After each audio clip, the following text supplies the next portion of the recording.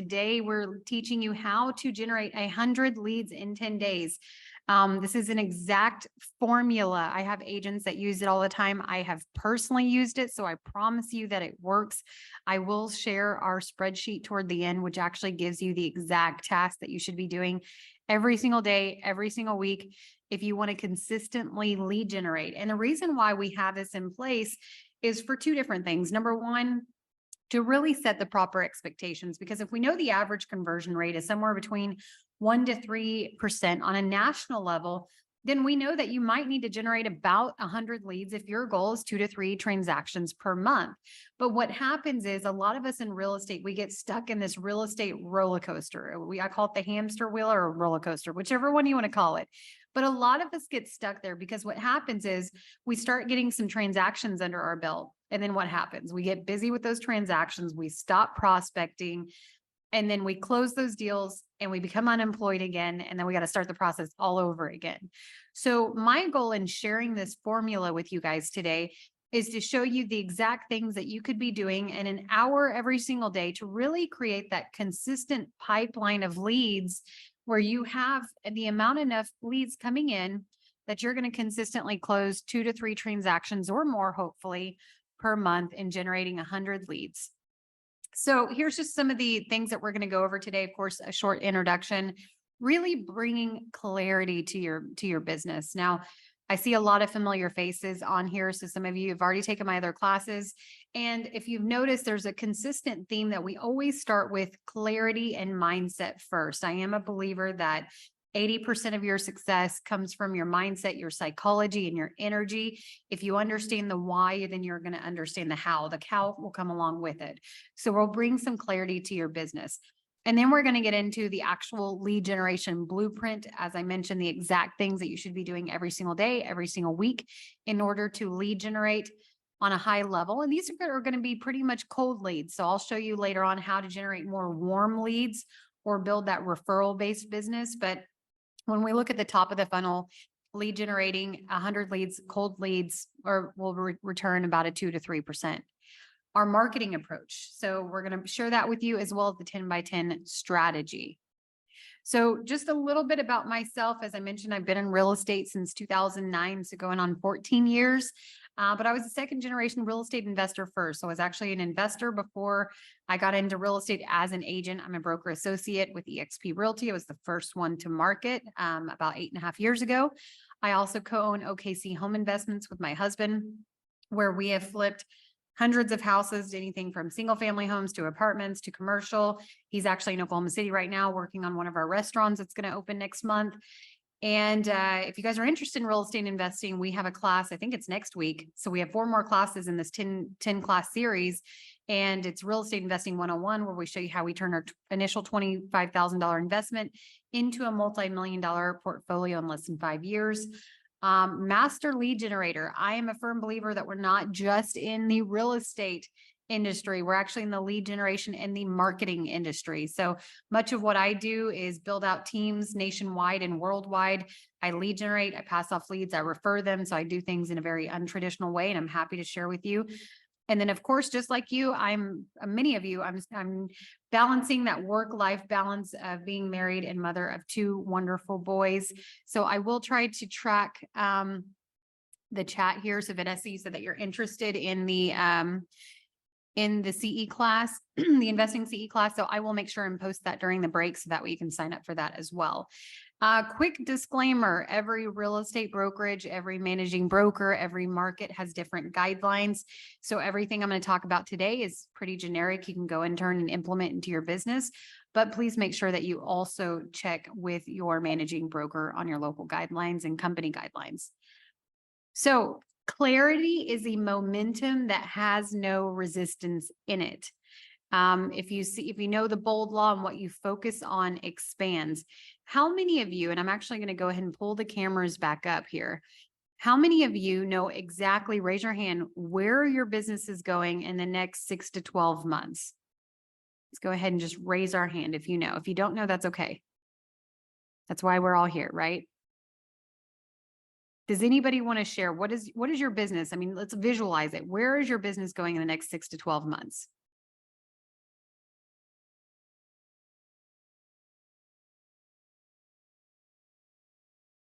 Okay, well, I'll be transparent. I'll share with you mine. Somebody actually just messaged and asked about the restaurant. So, um, I always about financial freedom. One of the reasons why I was a real estate investor first is about building financial freedom for my family. So, everything that we work on is really building financial freedom, time freedom, and location freedom. So, we have single family rentals, but we also have 3 restaurants that are all next side by side, that my goal by the end of the year, which everything is as you visualize it, it will come to fruition. We're very close to hitting this goal and we're only about 6 months in, is to having all 3 restaurants leased, fully in operation. And then I have 6 acres in the back that we're, as a matter of fact, we're getting a letter of intent tomorrow on to lease. So that will, definitely increase, of course, obviously the financials would increase there. But then I also have personal goals in terms of working on my family and working on health. And I had a goal at the beginning of the year to partner up with a real estate brokerage, with the one that I'm affiliated with, and that all came to fruition. So I am a firm believer in kind of visualizing and having that visual board.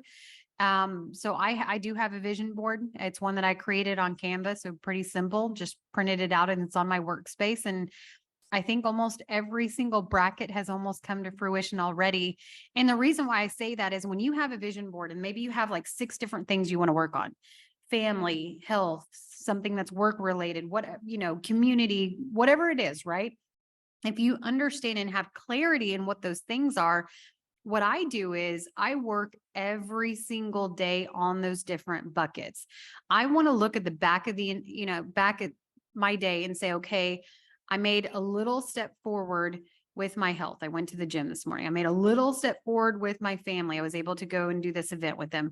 Little step forward, working on this restaurant and getting at least. So all these different things, when you have clarity, then you can now start working toward those things every single day. Does that make sense? I'd love for some of you to kind of open up your mic and give some feedback on that, or maybe some things that you do differently.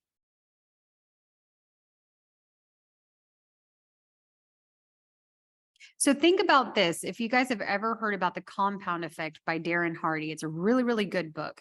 For many, many years, people always ask, what is the number one thing that you do that has made you successful? And for a long time, I could not answer this question. I didn't know what the singular thing was that I was doing every single day. What I realized it was is after reading The Compound Effect years ago, it was little things that you do every single day that compound over time into a big success. And that's what sometimes people can look and be like, oh, they came out of nowhere. They were an overnight success. But in reality, it's little wins every single day. Some days you're going to have bigger wins than other days, and that's okay.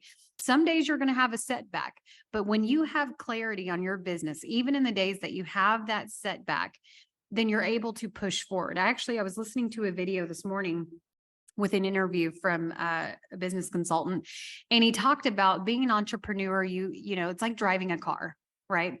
Driving a car, how many tires do you have? You have 4 tires, right? And what happens? One of the tires blows out. Well, what do we do? Should you call AAA and go and fix the tire, or get your spare and go fix the tire yourself if you know how to do that? I myself am not very handy, so I'd probably be calling AAA.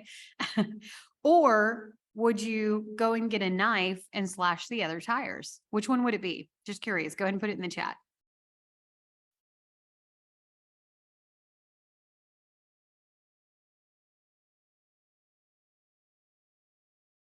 Replace it, get the tire fixed, repair it yourself, call AAA. AAA. So I'm not the only AAA person, right? Replace. Okay, interesting. So nobody said that they're going to get a knife and slash the other tires. Here's what happens. When you don't have clarity as an entrepreneur, you might be unintentionally slashing the other tires and not even knowing it. So like he talked about AAA, step 1 was taking action, right? Taking immediate action, but you can't take action if you don't have clarity in where you want to go. So I know I got a little bit off topic here, but I think that's incredibly important because it really resonated with me that it's so important to have a clear path on where you want to go, because otherwise when you get derailed or a detour or a blown out tire, then you're not going to know how to get back on track. So step number one, create your business plan. You have to have strategy, systems, and support. I'm not going to dive into this too much because we did do a business plan class. If you want a recording, you won't get CE credit for the recording, but you can email me and I'd be happy to share it with you, as well as I'll share with you the one-page business plan that we all created. One of the biggest mistakes that I find with business plans is we create this big comprehensive business plan in the last quarter of the previous year, or maybe January 1st, if you're kind of a late bloomer. And then what happens is we never look at it again for the rest of the year. And then 365 days later, we open it up and we look at it again. So I've intentionally designed a one-page business plan that's very simple, very straightforward, has your short-term, mid-term, long-term goals on it, as well as the actionable items that you should be taking every single day, with the intent that you're keeping it on your workspace every single day and you're looking at it every single day. And you have 4 lead generation buckets, and everything that you're doing in terms of income producing activities are toward those 4 lead generation buckets. So give me some examples of lead generation buckets that you guys have, and I'll throw some out there. Yadi, I think you said call spouse. In reality, that's what I would actually do, would be call my spouse. What are some of the lead generation buckets that you guys have? One of you guys said referrals. So referrals, open houses, for sale by owners, door knocking, expireds, sphere of, Rakita said SOI, sphere of influence. What else do you guys have? Investors. Investors. Can I said investors? Awesome. Right. So all great things. As a matter of fact, there's a book, if you look up 101 Ways to Lead Generate by Gene Frederick.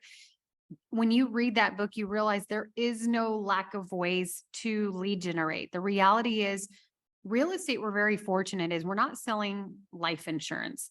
We are selling one of the 3 necessary things that you need in life, which is food, water, and shelter. Right? So most people actually like talking about real estate. Now, the reason it's important to have no more than 4 lead generation buckets is because when you have too many shiny objects out there, that's where the distraction comes in. That's where you don't have clarity. So when you choose 4 lead generation buckets, number 1, I'm going to work on my sphere. Number 2, I'm going to work on my past clients. Number 3, I'm going to commit to 2 open houses a month. Number 4, I'm going to do social media advertising, whatever it is, right? Then everything you do in your day should be geared toward those 4 lead generation buckets. And it's the same thing I talked about earlier with the vision board. Everything I do in my day is toward those personal and professional goals. It's always important not just to have a professional goal in mind. I want to make $200,000-$300,000 a year, but it's also important to have a personal goal and then make sure those are in alignment. If you don't know your personal and your professional goals and you don't make sure they're in alignment, then in reality, that's when they start to clash. So I created this analogy a long time ago, is life is a business. Life stands for learn, implement, focus and follow up, and execution. Where do you guys feel like most of us get stuck?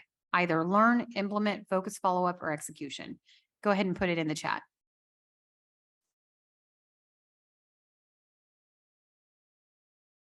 Jason said focus and follow up. Implement, focus, follow up, execution, focus and follow up. Great. Great. I think we can all agree with that. So we'll start with learning. Was it difficult to come to today's class? I don't think so. It wasn't difficult, right? You had to click on a link and show up. So it's not difficult to learn. So we know it's not learn.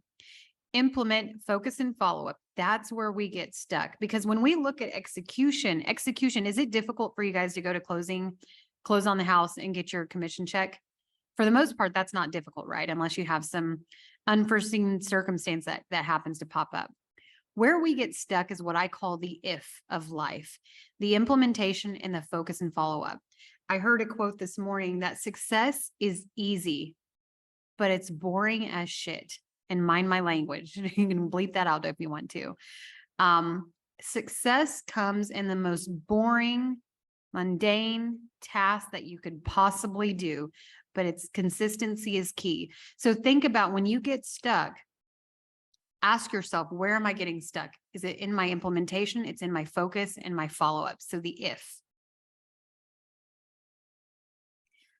All right, leads. So we all know that leads operate as a funnel, and you should be focusing on what I call the 3x3 every single day, because you have no business without consistent flow of number one, new relationships. Number two, nurturing your current leads. And then three, staying top of mind with past clients. So work on these three things every single day: creating new relationships, nurturing the leads that you already have. Number three, staying top of mind, because we know a reality is most people would work with their real estate agent. Again, I think Liz, you said you've been in the industry 30 plus years and you run a primarily referral based business, which is amazing. So what happens is, my guess is you're staying top of mind with your past clients. If somebody's been in the industry over 5 years and you're not getting referrals, it's most likely because you're not staying top of mind with your past clients, because we know statistics show that it's somewhere over 80% of consumers would work with their agent again. But when it comes time to buy or sell again, they have not stayed top of mind.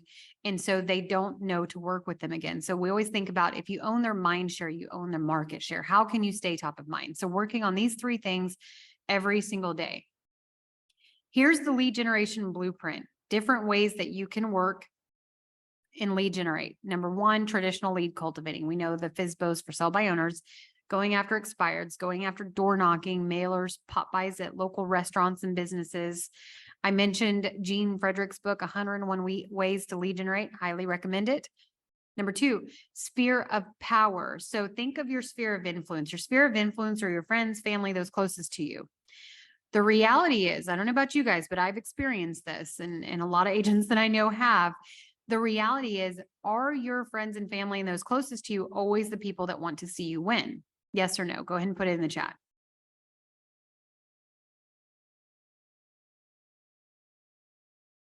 And while we're putting that chat, Vanessa, I'll answer your question. So the difference between implementing and execution. So if we think about implementation, if we dedicate 1 hour to continuous prospecting every single day, what I consider your power hour. It's not branding, it's not marketing, it's outbound prospecting, whether that's calling, whether that's meeting people face to face, but it's meeting new relationships. So if you think about that, those are those boring tasks, but if you implement that and it compounds over time, that's the implementation. Execution is basically going to closing, executing the sale, signing the documents, getting your commission check. Does that kind of make sense? So the difference is those little things that you can implement every single day to make strides forward in your business versus everything's already done. Now everything falls into place and it's executed. Gotcha. So it's like execution, conclusion. Exactly. Kind of thing. Okay. Right. And I say that, Vanessa, because honestly, in working with a lot of agents, people think that we get stuck in the execution. But honestly, if you think about the dominoes, if you line up all the dominoes correctly, right? And you line them all, I know you guys can't see me right now, but you line them up in a line and then you just push the first one down, what's going to happen? The next one goes, keep on. Exactly. They're all going to fall in place. That's the execution, right? But I had to implement putting every single domino in place precisely in order for that execution to happen. Now, what would happen if I had a line of dominoes and then I gapped and I missed a few and then I started again? What would happen? The execution wouldn't fall into place, right? Right. Yeah.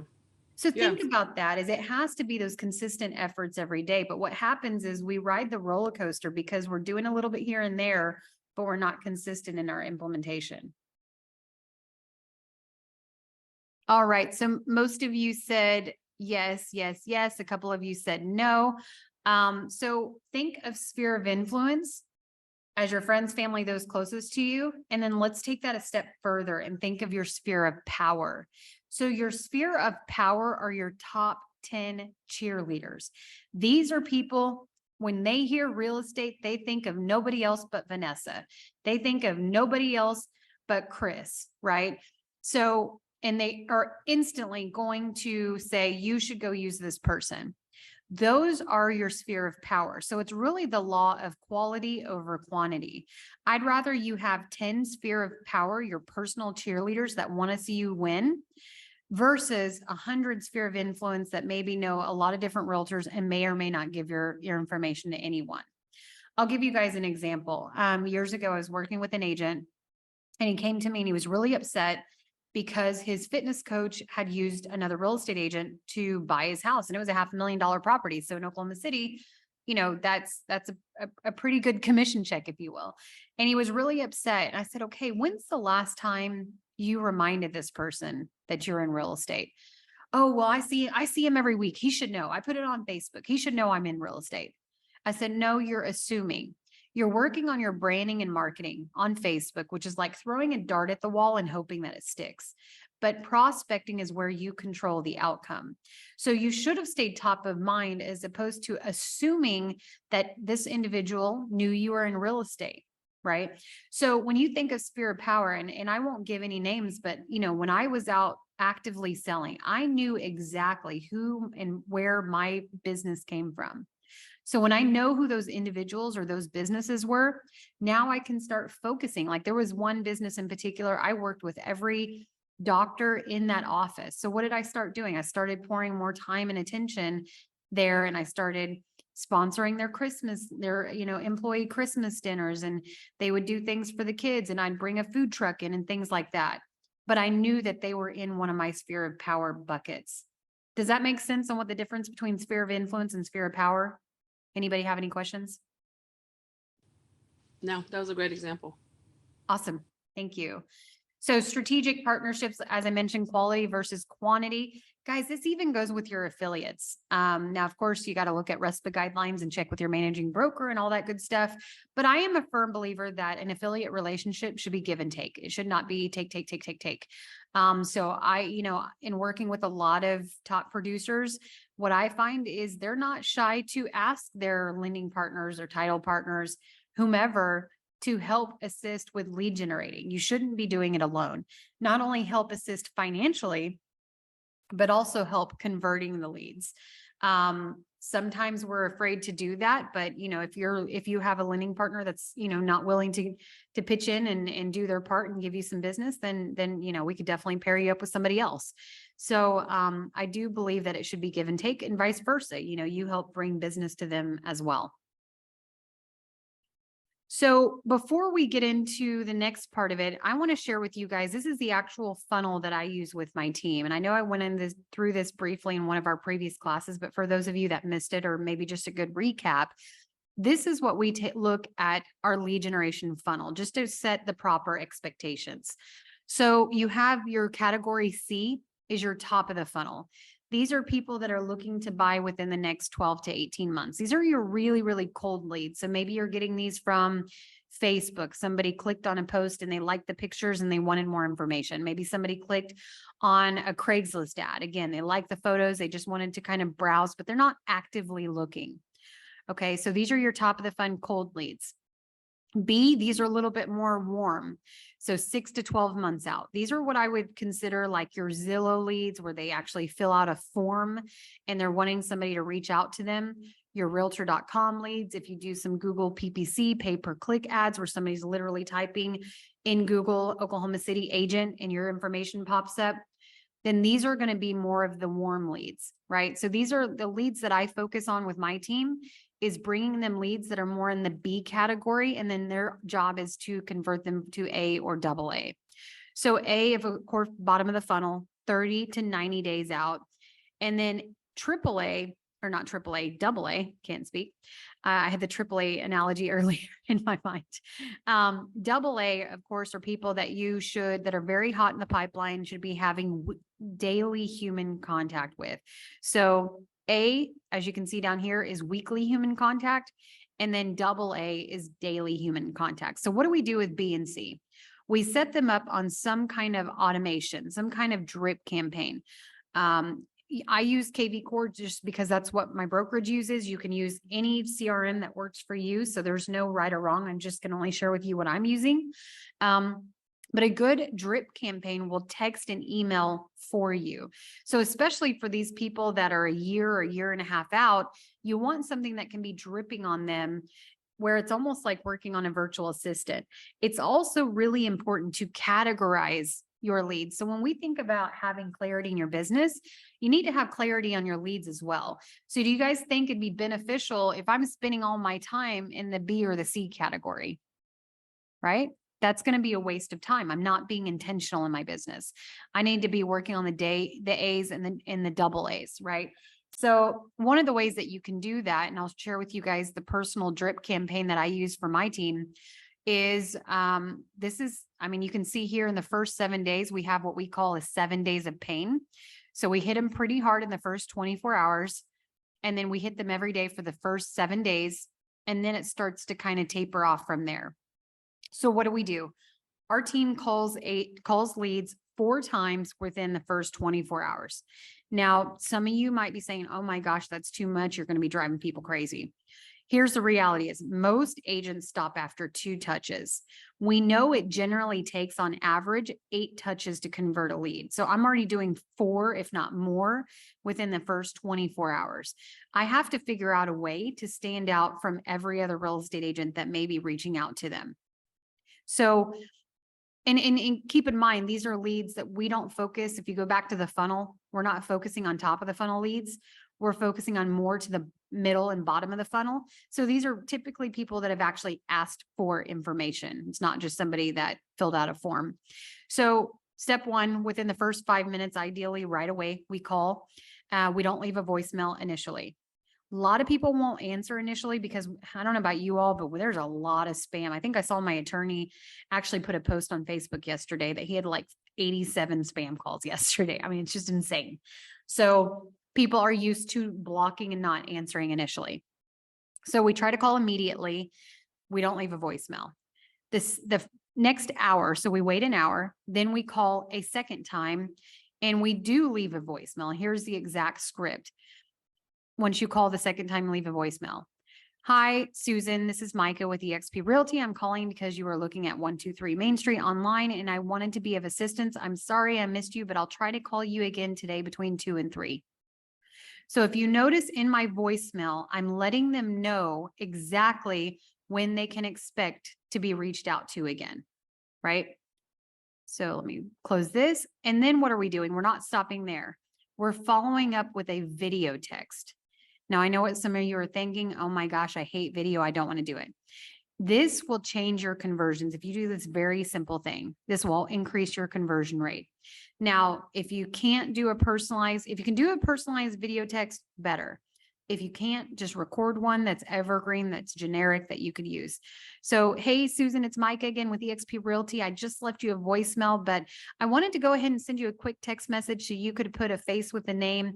I hope to talk to you soon. Of course, like I said, I'll give you a call today between 2 and 3. We'll talk soon. Right? So again, I've now left them a voicemail. I'm letting them know exactly when I'm going to reach out to them. I've sent them a video text so they can put a face with the name. And in turn, before I've ever talked to them, I'm building rapport. So as Grant Cardone would say, the difference between a contact and a contract is the R, which stands for relationships and rapport. How can you build rapport before you ever even talk to them? So then my third call is now calling them between 2 and 3. And that's when the time frame that I promised. If they don't answer, then I'm going to try again the next day. Right. And then we set them up and they start getting automatic text and emails. Any questions here before I kind of move on? I just wanted to kind of generically show you what a drip campaign would look like, because of course you could generate all the leads you want, but if you don't have a follow-up system in place, then they're just going to fall through the cracks. And then you're going to feel frustrated. You're going to feel like it doesn't work. So any questions before I move on from here? Liz, you said, is Craigslist a really viable source? Yeah, so we do get a lot of leads, but again, those are more top of the funnel leads. Zillow, yes, we still work with some of our teams work with Zillow, some don't. But I do have a lending partner that does invest in some Zillow leads. Do you and your team specifically work with Zillow? Do Yes. you find value with it? Yes. So we work with Zillow. We're mainly focusing on 2 lead generation buckets right now, which is Zillow and Google PPC. Okay. So like I said, those are more middle of the funnel because they're people that have actually filled out the form for more information. As opposed to like Facebook ads, Craigslist, those are top of the funnel. Thank Good you. stuff. Yeah, sure. Any other questions? Jillian, does your drip campaign email and text for you or just send you reminders? No. So the tasks, these are reminders. So it's not going to send a video text for me because it's something I physically need to do. But and then it can direct call me. So it'll call me and direct connect at the time that I gave it in the system. But all of these text messages and emails, these are all automatic. So for example, this email is going to be sent out when I told it to, which is day 14. So that's all automated. So when we think about systems and processes, we all have the same 24 hours a day, 7 days a week, right? The only way you can buy back time is by leverage and duplication, and that's through systems and processes. So like go up, if go up on the same screen here, you've made your 4 attempts at contact here. Yes. And the next day, what are you doing with that after they don't respond in any of those? So they still stay on the drip. This particular drip, and we have multiple drip campaigns, but it goes 720 days out. Now they do Are you have the option calling to, every time it says call? I'm sorry, say that again. Are you still calling every time it says call? Yes. Mhm. Yep. So if you notice the calls taper off, like here, it starts to be every 30 days. And they do have the option to unsubscribe. So obviously if they're going to unsubscribe, then we're going to honor that. And again, these are our people that have asked for us to call them, right? I mean, you do obviously want to follow do not call list and registries and things like that. These are people that have filled out a form and asked for more information. I think we all get leads. Like I got one last weekend. Some guy was frustrated with his realtor at Tin Killer. Wanted to text only. I text him, his mood completely flips whenever I asked him about the property, and he said, I'll find someone local to work with. But it was just, people get weird, and when they want to do this stuff via text only, it's kind of hard to make that conversion or conversation. Well, and that's why we do a mix of text, email, and calls. But once I talk to them on the phone and I'm having an active conversation, then we turn the drip off, right? Unless they ghost us again, then we can turn it back on. So if I'm actively engaging with someone, then I want to turn the drip campaign off so they're not bombarded with this automatic messages and I'm over here having a conversation with them, right? When I have a conversation with them, I will ask, what is your preferred method? Like I talked to one this morning, I referred out a lead and she's like, I work during the day. Text and email is better for me. I'm like, perfect. So I made note of that and I let the agent know that I sent it out to. So always ask, what is your preferred communication method? This is just if they're not responding, but once they respond, we turn this off. Any other questions before I kind of move on from this? Any questions on the funnel? As you can see here, it's important to continuously be auditing your leads, categorize them in whatever CRM that you're using. Like I said, you don't have to use KV Core like I use. You can use anything. Some people just use an Excel spreadsheet and that's okay. But it's important to be categorizing them so you know how far out they are. And then every day you have a task list of exactly who you should be reaching out to. Is that drip campaign you use specific to your brokerage? So so KV Core is given through our brokerage, but it can be purchased. It's not just to EXP, it's brand agnostic. So you can purchase it outside of EXP. It just happens to be the one that our brokerage uses. And then that campaign, we actually customized it for our team. So there's and if anybody has KV Core, I'm happy to share this with you. There's a token code that they can basically go copy the same campaign into their same KV Core. But it can be purchased outside of our brokerage. Absolutely. Is it expensive, Micah? Last I know? heard, I think it runs $600 to $700 a month, but again, Okay. I don't pay for it just because it's given to us. So that Okay. may not be an accurate number. Okay, thanks. And again, you can use whatever you want to. I'm only sharing with you what we use because that's visually what I have. But a lot of different CRMs have, I'm sure if I asked everybody on here what CRM, or even if you start with an Excel spreadsheet, but something is better than nothing. You have to have something to be able to categorize because there's no way if you start lead generating hundreds of leads a month that, from a mental capacity that you could keep up with all of those conversations. Does anybody have any advice for her on that in terms of what CRMs you use, or maybe some of you use a spreadsheet or something of that nature?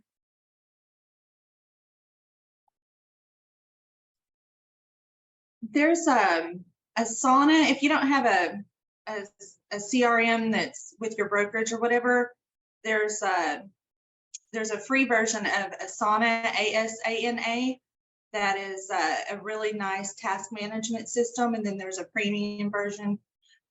It's pretty cool. You just check it out. And then, there's tutorials and stuff as to how to, navigate the system and stuff on YouTube. Okay, thanks, Rakita. Because I just use Excel spreadsheets now, and I'm looking for something else.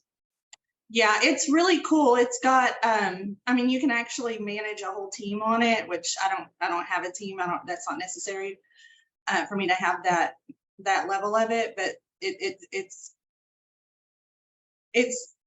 pretty intricate in the way of like, I was trying to put together basically what my CRM provided before I got the CRM. And then I was like, oh, wow, it's already all together. This is great.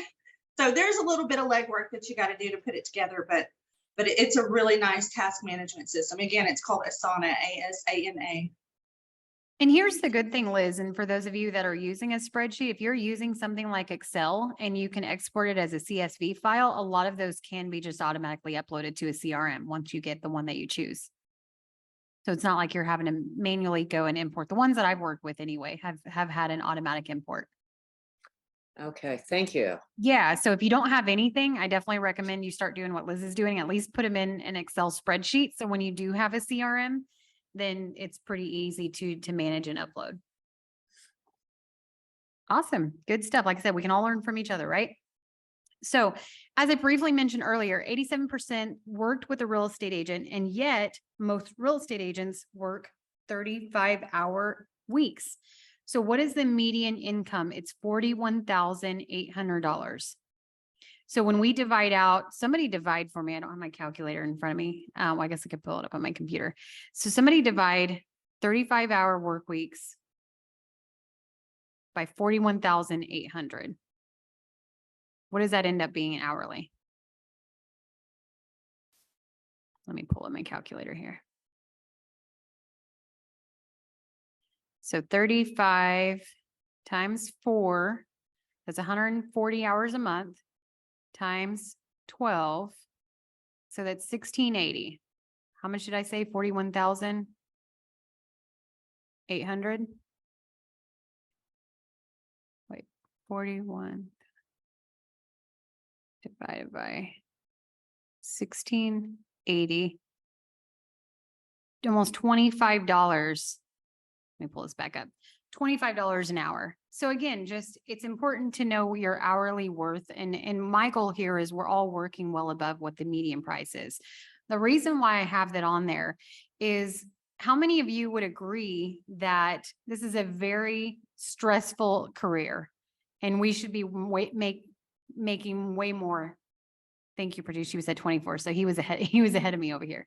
You should be making more than $24, $25 an hour. How many of you would agree with that? Agree.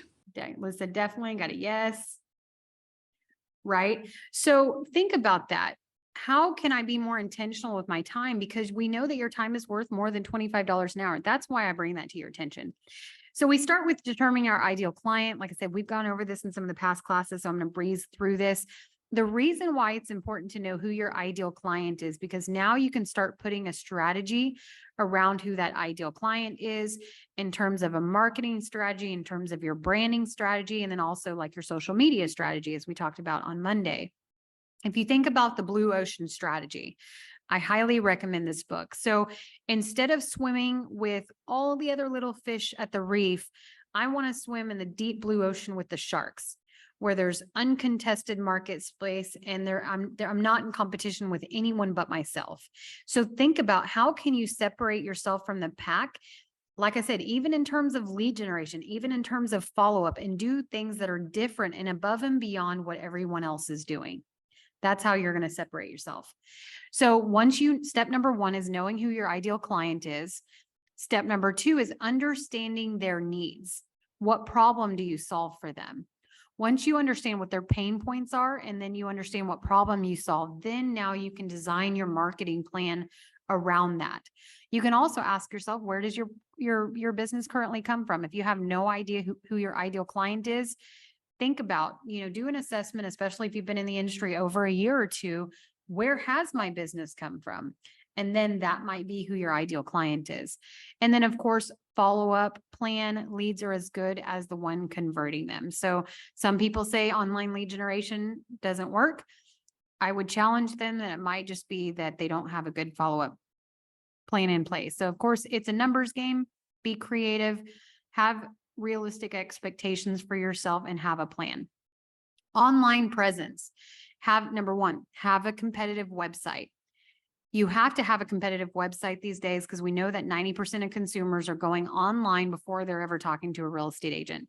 So you must have a competitive website. Even further, it should be mobile friendly because most people are looking these days on their mobile device and not on their desktop. I would have it pretty simple, easy to read, not too busy. Less is more, definitely when it comes to your website. That's why, landing pages and things like that with a single purpose are becoming more and more popular in terms of funnels. And making it more about the client and not about you. How many of you have been on the website and it's all about them and how great they are and how great their brokerage is and yada, yada, yada. Clients typically don't care about that. They care about, especially if it's a seller, they're going to care for two things. How fast are you going to get their house sold and for the most amount of money? So how can you share that and present that through your website? Same thing with buyers. How do you make and streamline the buyer process?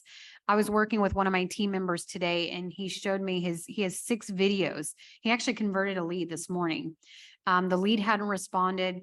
He sent him a link to his website that has 6 videos of the buyer process. And then instantly they called him back and they were impressed with his videos.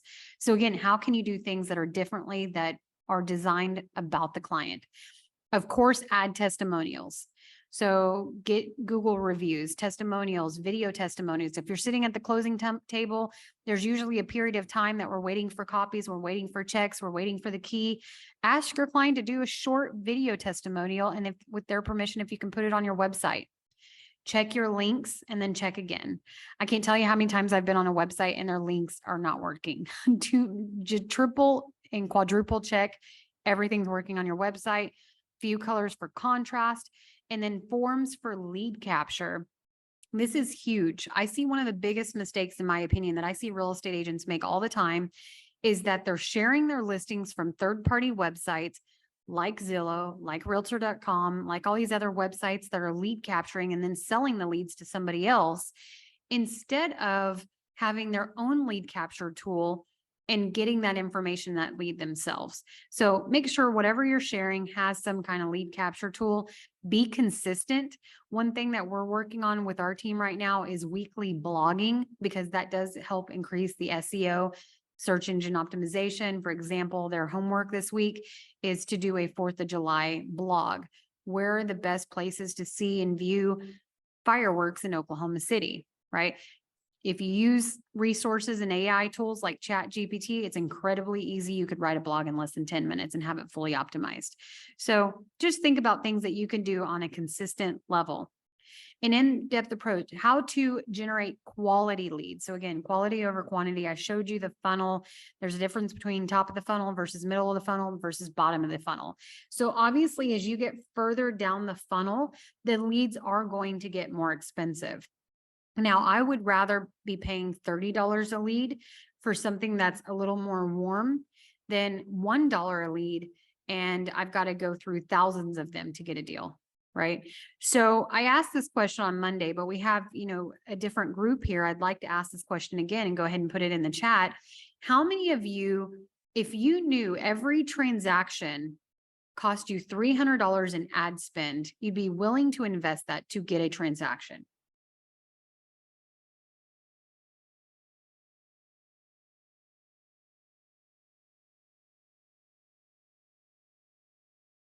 Great. Everybody's saying yes. I don't have any no's.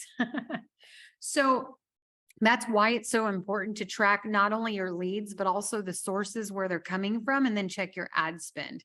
So, and John said 3 times that. Thank you. Absolutely.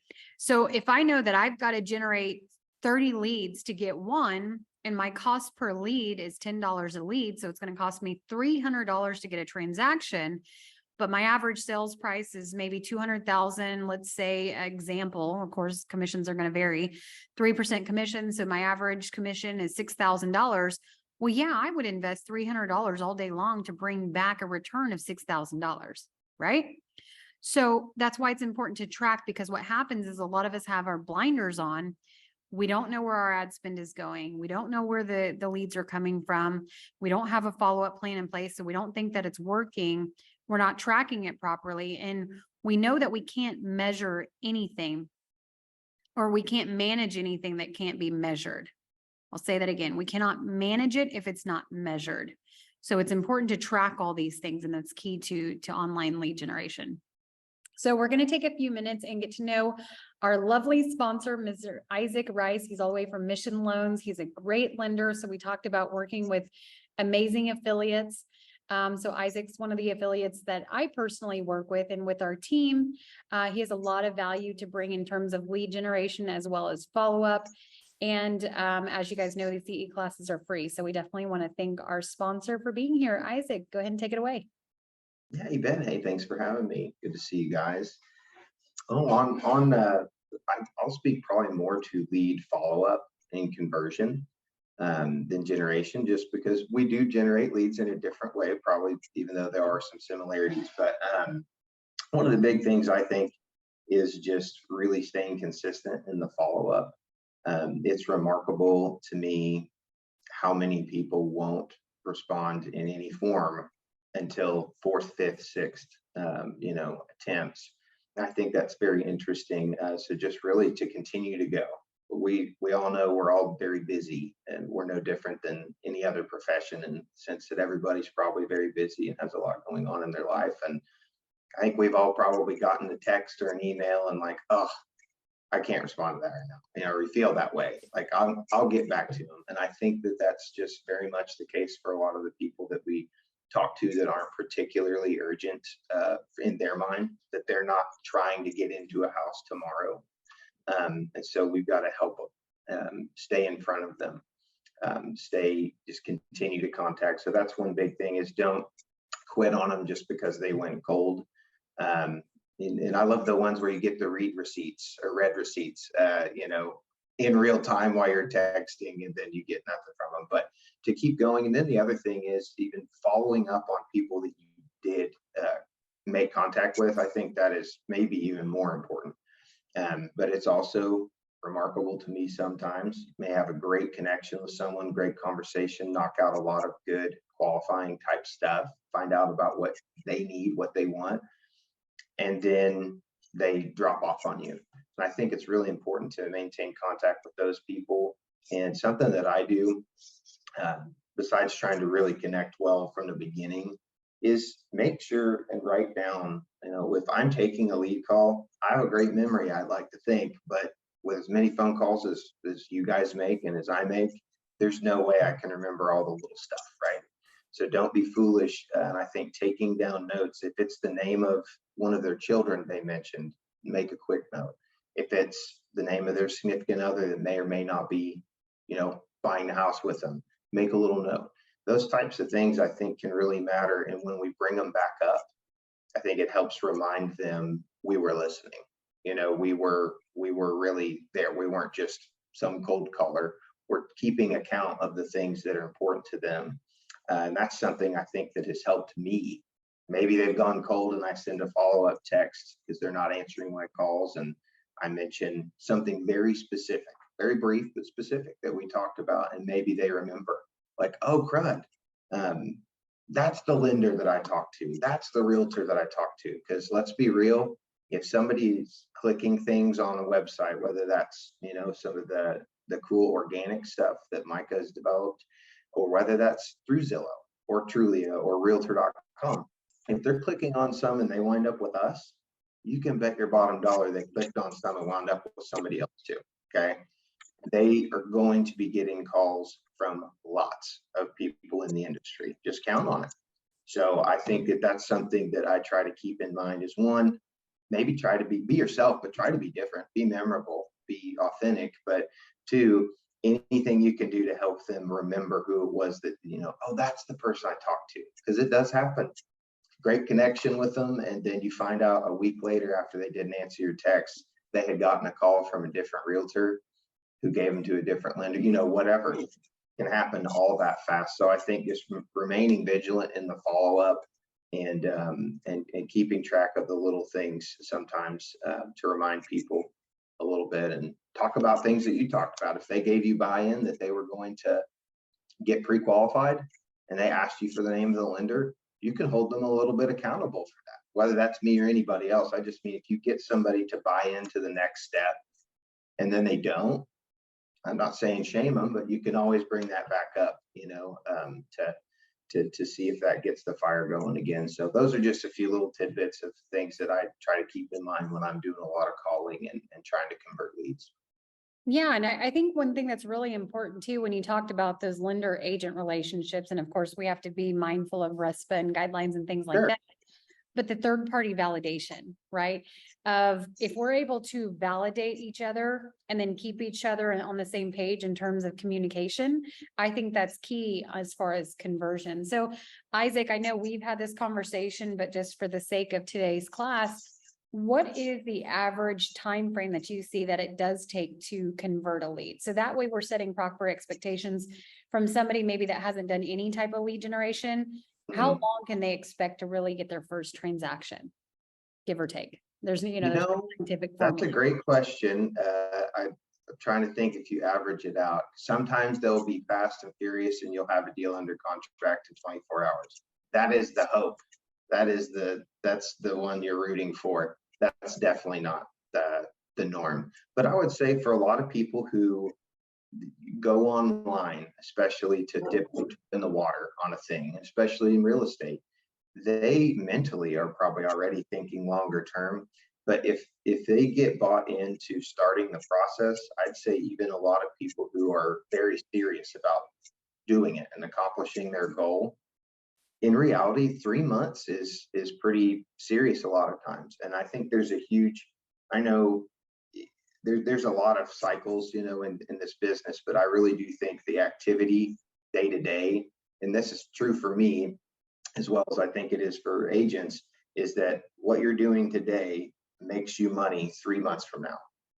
And sometimes it is more than that, but I would say on average, that's a pretty good thing. If you can get somebody under contract within 60 days, I think that's a great goal. Now, sometimes if it's a qualification issue, or they've got to get their credit in order or get their gift funds or get some more savings, stack some paychecks, whatever it is. But really, I think 3 months can be, as far as you getting paid, it could be that long on average.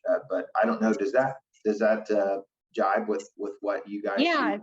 so I actually teach that real estate operates in 90-day cycles. So, you hit the nail on the head. And I think I've had that conversation even with Josh, that it takes 3 months before you're going to see any kind of return on internet leads. So that's awesome. I want to open it up real quick. Does anybody have any questions for Isaac on this topic before he jumps out?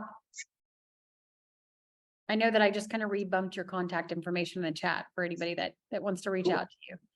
Thank Thank you. you so much, Isaac. I appreciate your time today and Bet. the wisdom that you brought to us. Well, thanks a lot. I don't know if it helped any, but glad to be here. Y'all just reach out if you need anything.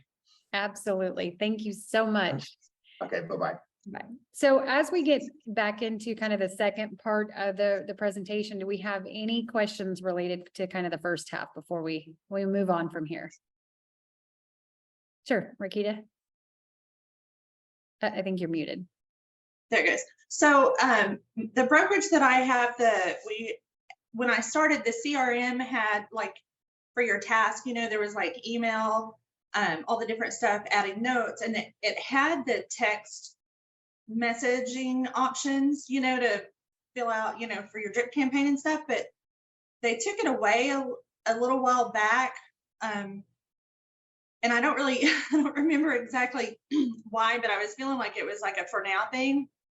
And I just checked and we still don't have it. Do you know of why, like why they would pull it back?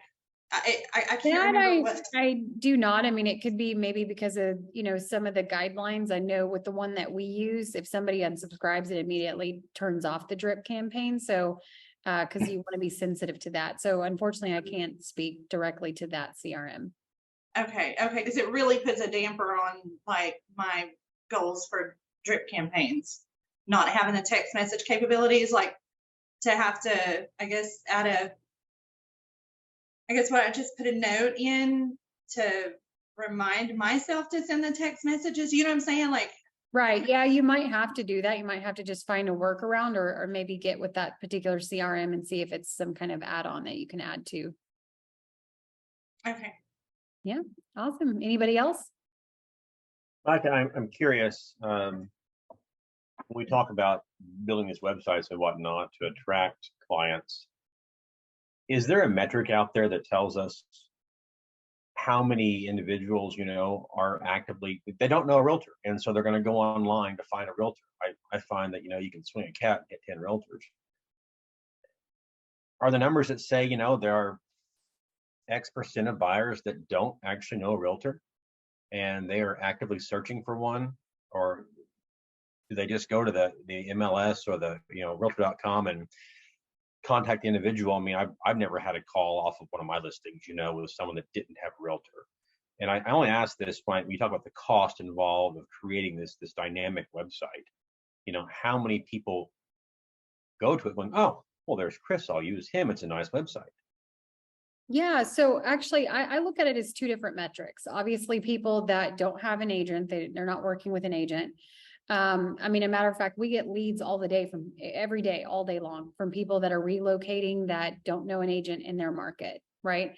But also, if you think it from a branding and marketing perspective, that's the other second half of the metric, because I know when somebody Googles my name, whether it's it's a buyer or seller, or expanding my team and an agent just doing some research and working with us, they're going to look out there and see what kind of content I have online. So I look at it from the branding and marketing perspective of your website, even YouTube content. I invest a lot of time and energy into YouTube content, and it's not necessarily to get thousands of views, but it's because I know when somebody goes and Googles my name, that's the first thing that's going to pop up, right? So I get calls all the time.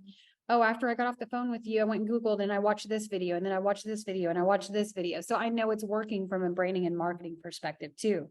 Now, imagine you were talking with a potential client and then they went out there and they couldn't find your website. How is that going to look? Right? In my personal opinion, and you can take it for a grain of salt, that we know that 90% of consumers are going online, but not just people that aren't working with an agent, maybe people that are even wanting to work with you, but they want to see what type of branding and marketing that you do. So I mentioned at the beginning of this is that we're not just in the real estate industry. We're in the marketing industry. We're in the lead generation industry. We're actually marketers. And as a good marketer, I believe that we need to have a good online presence. This is just my personal opinion. I'm happy to kind of open it up for other feedback.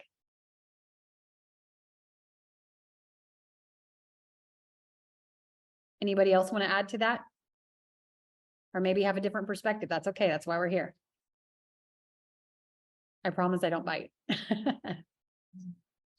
Well, Micah, I know definitely what you're doing works. Like I told you earlier, I was like, I was creeping on you and saw your, like, I looked at your YouTube and, it's just, it's just what we do. And so of course it made me think, I need to, like, I haven't done anything with Google My Business because I just haven't. Like, it's on my list of stuff I know I need to dive into. And it's, is that a good place to start to get that, Yeah, Google so working we're for you? actually running Google PPC and Google Local Services ads. To be frank, because I just opened my production team back up, I rebranded, so I'm having to get re-verified with Google, and Google's really, really cracked down on verification processes. As a matter of fact, we've been working on ours for 2 months.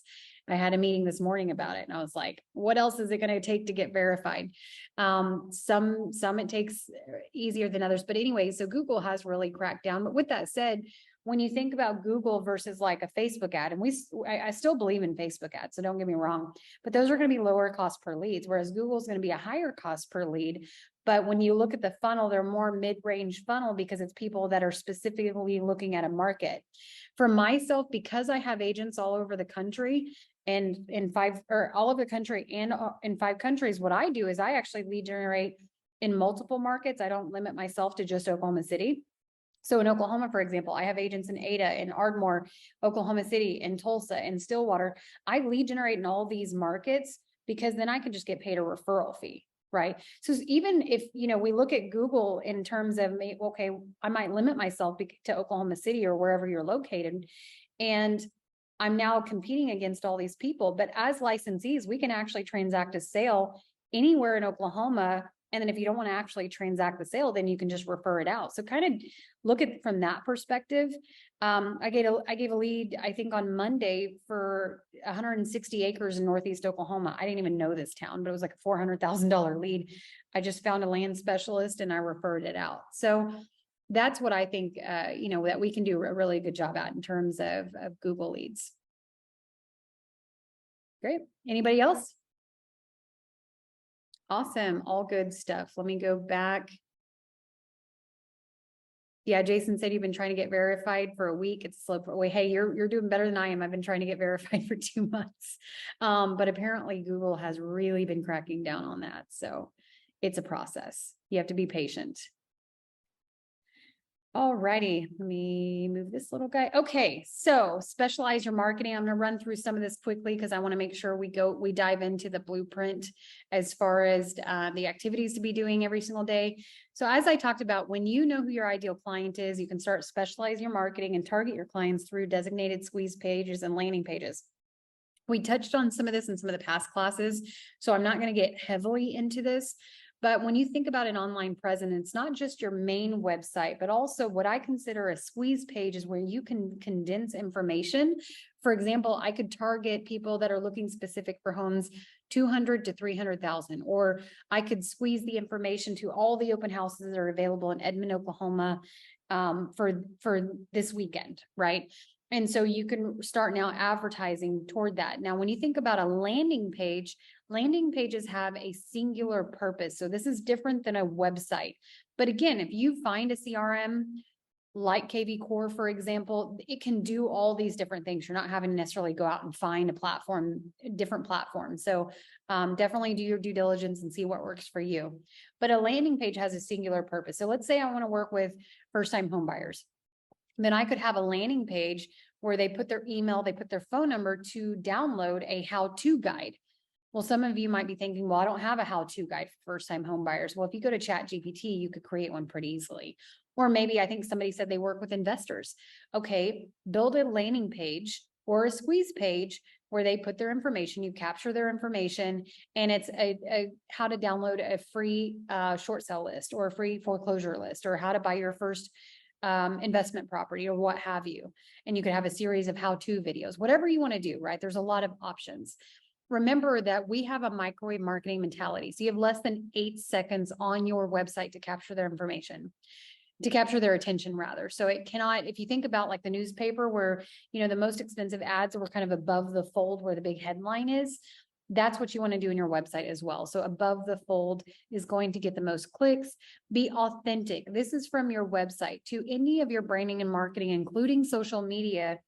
And kind of going back to what I was just talking about, a lot of times our website and our social media and our YouTube content and all these other things are not just about getting that immediate client, but branding and marketing ourselves where we're building online rapport, and do that through being authentic, where people can see a 360 version of you and not just the professional side. And that's going to get them to want to connect and get over their concern to work with you. And then of course, if you can go live on social media, that's going to just help build that even more. So ask yourself, what is your marketing superpower?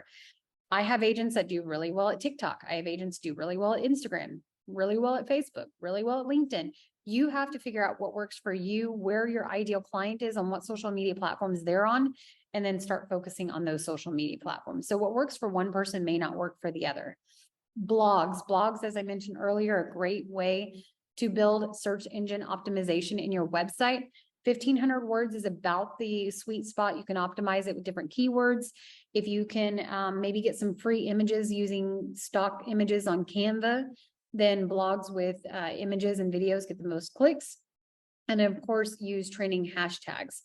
Online and social media sharing. You can share articles and still advertise your website using snip.ly. So let's say you see another real estate article that you really like. You want to share it on social media. If you go to Sniply, then you can have a little snippet at the bottom that will say, if you want to see homes in Oklahoma City, go to XYZ website, and it'll redirect them to your website.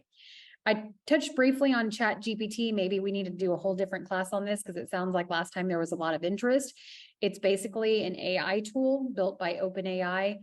It's incredibly amazing. It's free. There is a premium version that you can download, but I would just Google Chat GPT, go to openai.com and start playing around with it. It could help you write your blogs. It could help you write newsletters, emails, social media posts, property descriptions. I mean, the list goes on and on and on. And as I mentioned earlier, the best marketer wins. We're not just in the real estate game. So always think about in your marketing, how can you lead with value? Some of the ways that you can do that are local giveaways, ebooks, how-to guides, a checklist, a resource list, maybe an affiliate list, webinar training for, as I mentioned, first-time home buyer, how to purchase your first home and do a free webinar training. Quizzes, you can even use a free Google form to do a quiz. If you've ever seen those quizzifications on like Facebook of, you know, who's your favorite celebrity, or who do you look, which celebrity do you look like the most? You could do one essentially with housing. So do some kind of quizzification. Sharing is caring, what we call the social Powerball. So we ask our preferred partners, our affiliates, to also share our social media content, and we do the same for them. This is just going to expand your audience because now you're getting in front of their, you know, their audience eyeballs as well. Rebumping old posts, and especially on Facebook, if you look at the algorithms, let's say I had a really good post that did well a year ago, and I go and comment on that post, all of a sudden Facebook is going to rebump that post into the Facebook algorithms and start getting eyeballs on it immediately. I'm not talking about sharing, I'm talking about rebumping by commenting. And then targeting specific groups.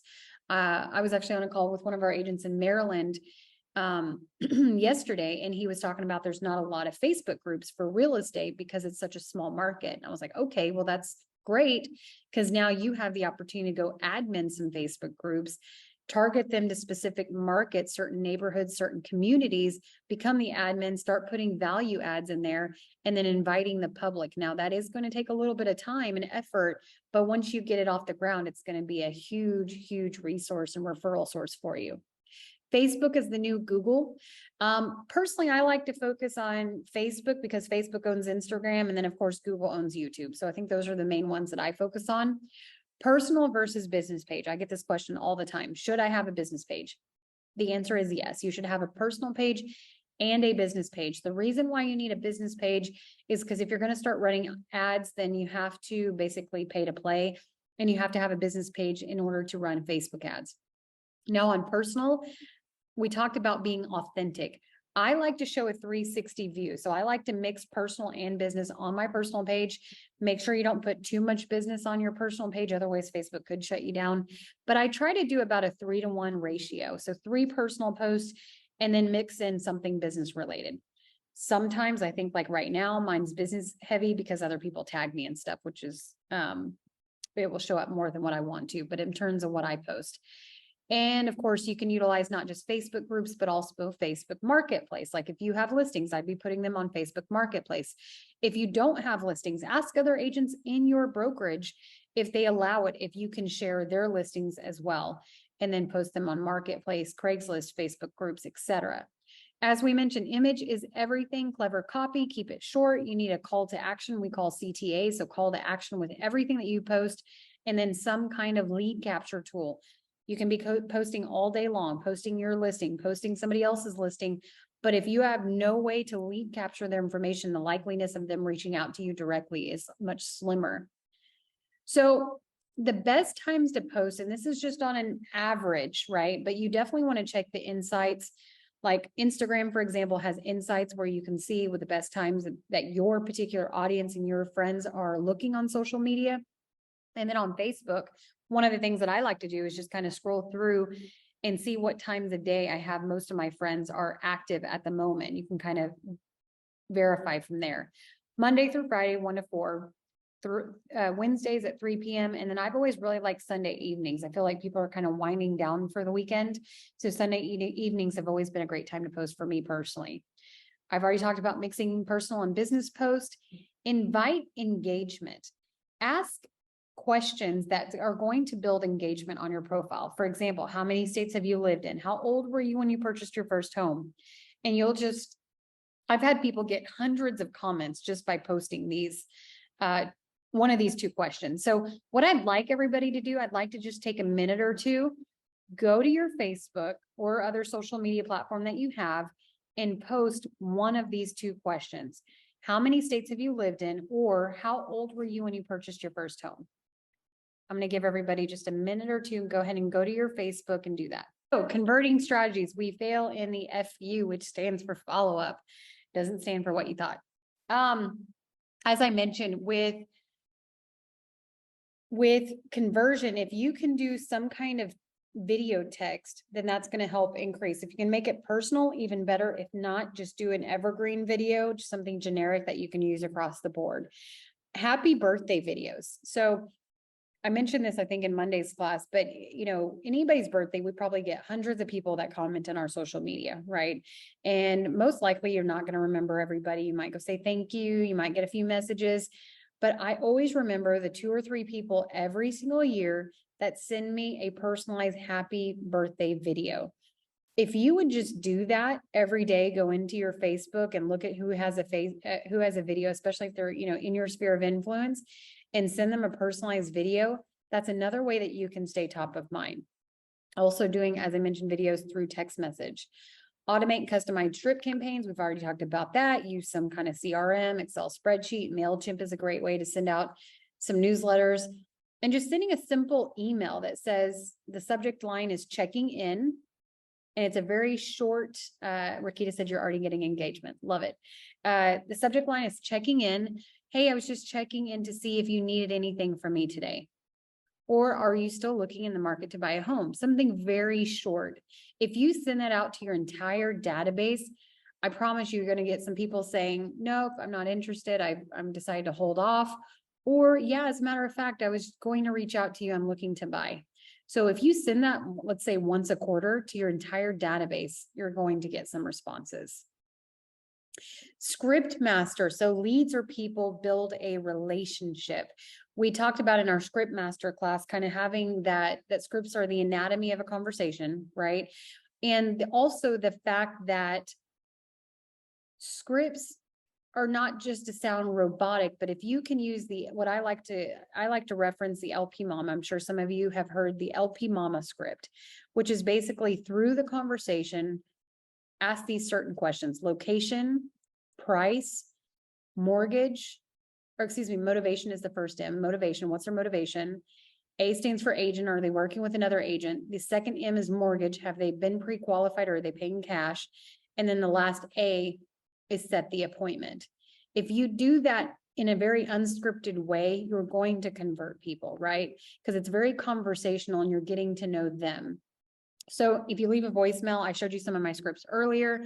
Hi, Susan, my name is Micah. I'm with the XP Realty. I was calling you about 123 Main Street. It's available for $250,000. Can you grab a pen and paper? I'd like to share with you some information that's not available online. What I'm doing there is I'm leading with value. I'm going to share them something that's not available. Maybe it's the property disclosures, right? Maybe there's something in the realtor remarks that's not seen by the public that's a unique feature. Try to find something specific to the property. Video text. Hey, Susan, I called. I'm sorry that I missed you. I wanted you to put a face with a name. I'm here to help you during your home search. As I mentioned, I'll call you today between 2 and 3, right? 12X. So if you're looking to farm a geographical area, then you have to reach out to them at least 12 times per year. So this is a long-term play.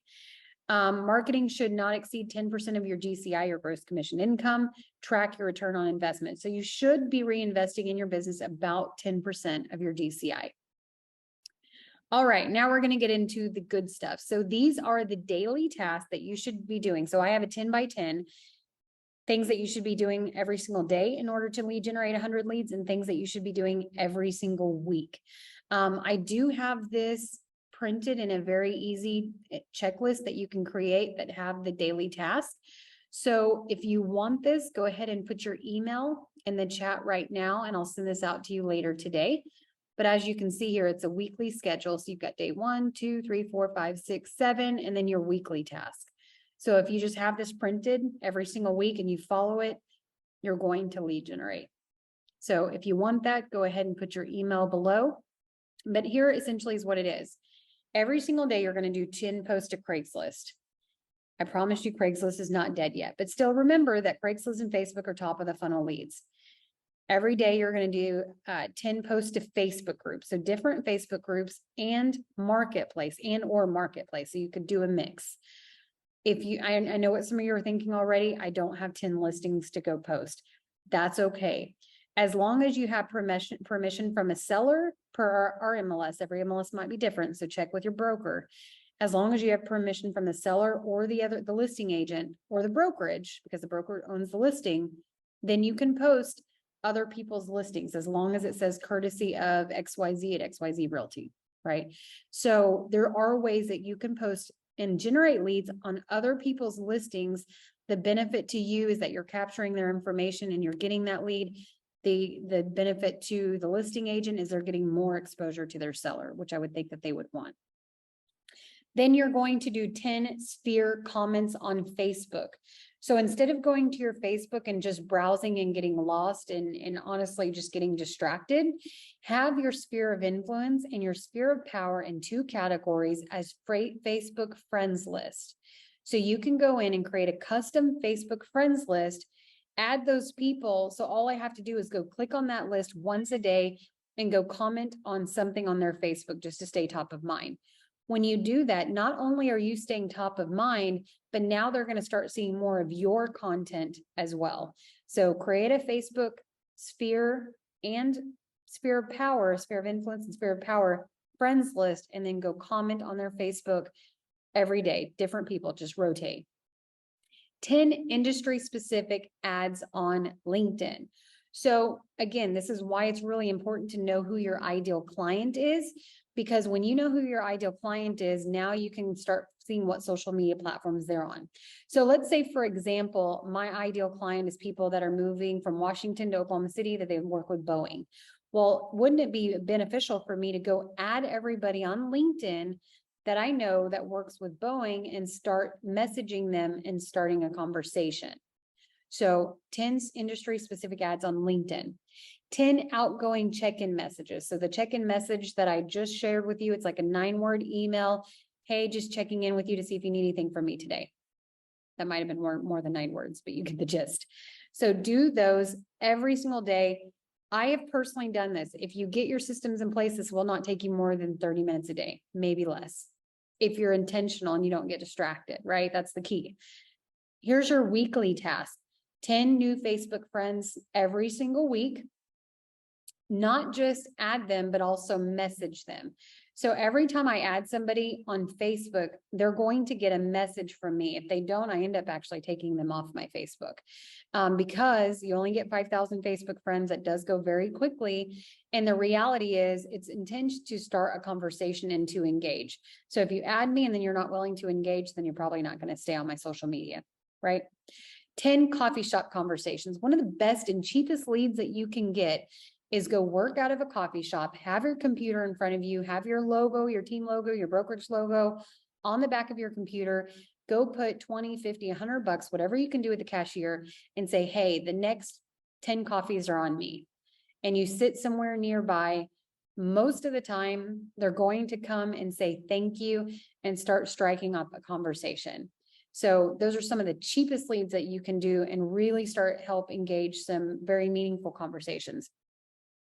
10 door knocks on open houses. So when you host an open house, we already know that the neighbors are going to show up. The nosy neighbors are going to show up. So you might as well invite them to an exclusive event 30 minutes before your public open house.